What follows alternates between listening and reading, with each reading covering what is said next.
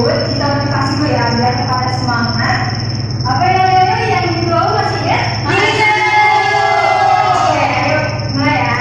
1, 2, 3. Konsiderasi dibuat luar biasa.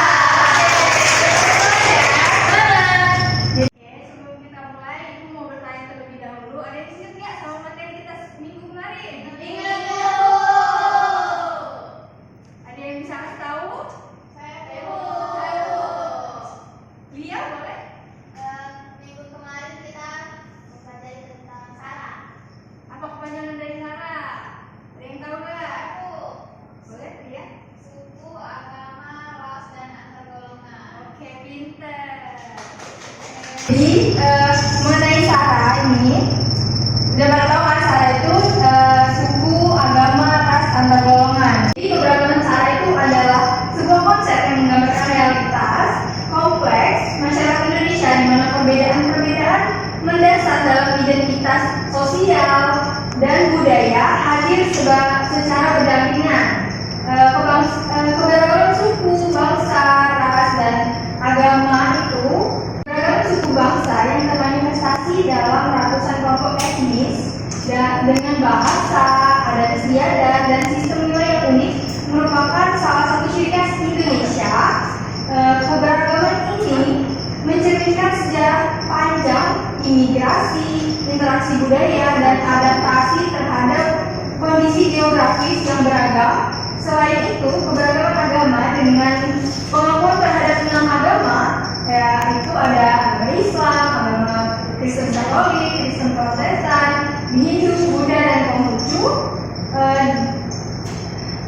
resmi dan berbagai kepercayaan lokal, menunjukkan kekayaan spiritualitas masyarakat Indonesia. Keberagaman ini dapat menjadi sumber kekayaan dan kekuatan bangsa, tetapi juga dapat menjadi pemicu konflik jika tidak dikelola dengan bijak. Jadi Sara itu menurut Taufik Amullah, keberagaman Sara itu mengandung potensi konflik vertikal yang bersumber pada perbedaan ekonomi, politik antar golongan. Jadi oleh karena itu, pemahaman yang mendalam tentang keberagaman Sara dan upaya untuk membangun dialog, toleransi, dan keadilan menjadi sangat penting untuk menjaga persatuan dan kesatuan. Jadi setelah ibu menjelaskan materi tadi, kita mau ke media ya. Udah pada kelihatan nggak? Kelihatan. Pertama ini ibu kasih penjelasan sedikit mengenai Sara. Kalau tadi kita belajar cuma mengenai pengertian dari Sara, jadi di sini kita masuk ke prinsip harmoni dalam keberagaman Sara dalam bingkai Bhinneka Tunggal Ika. Ada yang tahu nggak apa arti Bhinneka Tunggal Ika? Saya. Nabila boleh? Berbeda-beda tapi tetap satu juga. Pintar. Oke, jadi Indonesia adalah negara yang kaya akan keberagaman suku, agama, ras, dan budaya. Jadi prinsip harmoni dalam keberagaman Sara itu ada 4. Yang pertama itu ada kesetaraan, toleransi, musyawarah dan mufakat, kemudian gotong royong. Ada yang mau kasih contoh nggak mengenai toleransi? Saya. Boleh ya? Contoh dari toleransi yaitu menghormati perbedaan keyakinan, tradisi, dan budaya orang lain. Oke, pinter. Kemudian yang kedua ada gotong royong. Ada yang mau kasih tahu nggak? Saya Bu. Saya. Naila boleh? Itu contohnya saling membantu dalam kehidupan bermasyarakat tanpa memandang latar belakang individu. Oke, bagus sekali. Oke, kemudian yang kedua itu ada harmoni dalam aspek sosial, budaya, ekonomi, dan gender. Jadi keberagaman itu tidak hanya tentang Sara, tetapi juga dalam berbagai aspek kehidupan bangsa. Yang pertama itu ada sosial, keberagaman dalam pola hidup dan kebiasaan masyarakat harus dikelola dengan sikap inklusif dan menghormati hak setiap individu. Kemudian yang kedua itu ada budaya. Perbedaan budaya dari Sabang sampai Merauke harus menjadi kekuatan dalam memperkaya identitas nasional, bukan sebagai sumber perpecahan. Kemudian yang ketiga ada ekonomi. Yang sukses dalam ekonomi menjadi kunci agar tidak terjadi kesenjangan yang dapat memicu konflik sosial. Yang terakhir itu ada gender, yang mana peran laki-laki dan perempuan itu dalam berbagai bidang kehidupan harus dihargai dengan prinsip keadilan dan kesempatan yang sama. Jadi kemudian yang materi terakhir nih, sebelum kita masuk ke contoh kasus ya, Bhinneka Tunggal Ika sebagai landasan harmoni dalam SARA, yaitu semboyan Bhinneka Tunggal Ika tadi sudah tahu kan? Dan seperti yang kita juga, yang berarti berbeda-beda tetapi tetap satu, menjadi dasar dalam menjaga harmoni di Indonesia. Prinsip ini mengajarkan bahwa meskipun terdapat perbedaan, masyarakat Indonesia itu harus tetap bersatu dalam semangat persaudaraan dan nasionalisme. Jadi prinsip harmoni mengacu pada keseimbangan dan keserasian dalam perbedaan. Hal ini berarti bahwa meskipun masyarakat Indonesia memiliki latar belakang yang berbeda-beda, tapi mereka harus tetap hidup berdampingan dengan rasa saling menghormati dan menghargai. Gimana yang lain udah pada paham? Tahu.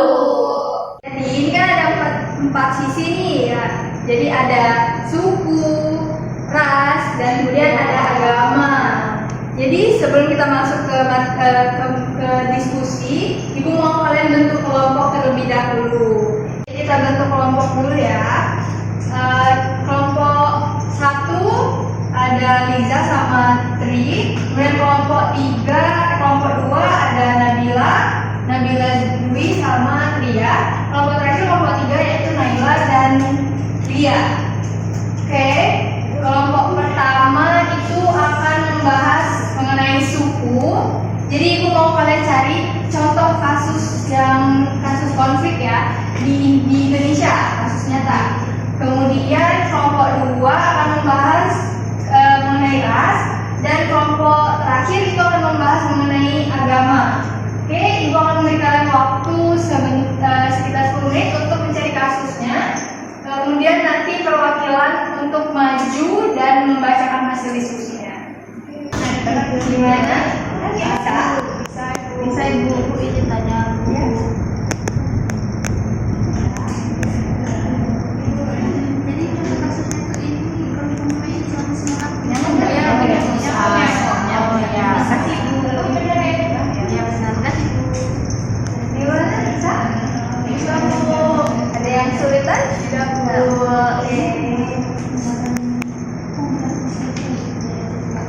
Gimana kelompok kalian, bisa nggak? Bisa sebut nggak? Oke, jadi semuanya udah selesai diskusi. Udah.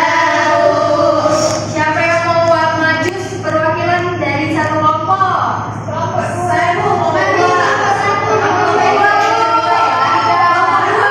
Perwakilan siapa? Nadia. Oke, boleh maju? Oke, teman-teman, di sini saya perwakilan kelompok 2 ini membahas kasus yang kami diskusikan. Kami dapat tema keberagaman ras, itu kami ambil dari kasus perusahaan Mei 1998. Nah, kalian tahu perusahaan Mei 1998 itu salah satu peristiwa paling lama dalam sejarah Indonesia yang terjadi pada tanggal 13 sampai 15 Mei 1998, yang mana itu menjelang penjatuhan Presiden Soeharto. Nah, kerusuhan ini itu tidak hanya memberikan dampak krisis ekonomi Asia yang menyebabkan lonjakan harga kebutuhan pokok dan meningkatnya angka pengangguran, tapi juga dipengaruhi oleh sentimen anti Tionghoa yang telah berkembang sejak Orde Baru. Nah, dalam peristiwa ini tuh toko-toko, rumah, properti yang mayoritasnya itu dimiliki oleh etnis Tionghoa itu dijarah dan dibakar, bahkan terjadi tindakan kekerasan fisik terhadap etnis Tionghoa yang kemudian menjadi perhatian internasional. Nah, waktu pemerintahan pasca Orde Baru itu berupaya mengatasi dampak tragedi ini dengan membentuk tim dan hubungan pencari fakta untuk menginvestigasi kasus tersebut. Namun banyak sekali pelaku yang tidak teridentifikasi dan keadilan bagi korban itu masih menjadi tanda tanya hingga sekarang. Nah, sebagai langkah perbaikannya, pemerintah itu menghapus berbagai kebijakan diskriminatif terhadap etnis Tionghoa, termasuk mencabut larangan penggunaan bahasa Mandarin di tempat umum, memperbolehkan kembali perayaan Imlek, serta mengakui Konghucu sebagai agama resmi di Indonesia. Nah, langkah-langkah itu bertujuan untuk meningkatkan kesetaraan dan menghapus diskriminasi rasial di Indonesia. Sekian dari hasil diskusi kelompok 2. Terima kasih. Oke, untuk kelompok yang lain dan kelompok 2 juga boleh maju ke depannya untuk satu orang saja bawa kertasnya dan tempelkan di depan yang sudah Ibu sediakan. Boleh maju? Enggak,